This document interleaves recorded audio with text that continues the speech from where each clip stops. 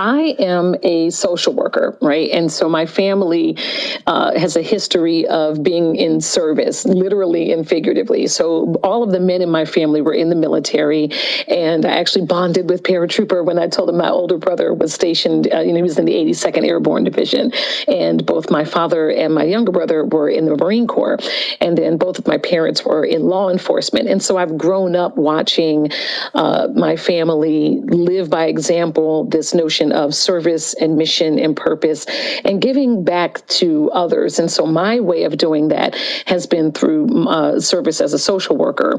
And so I'm a social work professor now, which is really exciting for me because it helps me mold the future agitators and advocates out there. And it's always really exciting to see their faces light up when we start talking about like the issues that are happening in the world, but how they can actually be directly connected to the resolution of those issues. And I don't think that ever dawned on them that, I could do something about this. It always feels so big and insurmountable until we start breaking down the ways in which they can be involved. And so I have done my service in that way.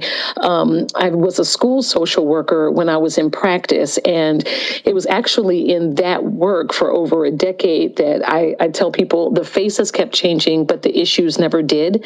And to me, that meant that it was a systemic issue, and the only way to fix that is to be a part of the system.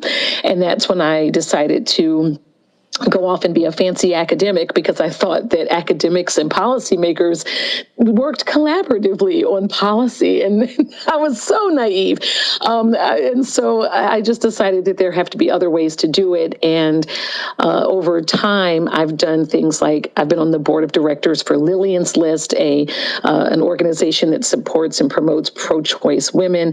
I've been on the board of the New North Carolina Project, which focuses on, civic participation among Latinx and African-American voters. I am in my second term as second vice chair of the North Carolina Democratic Party. I was second vice president of the Democratic Women of North Carolina.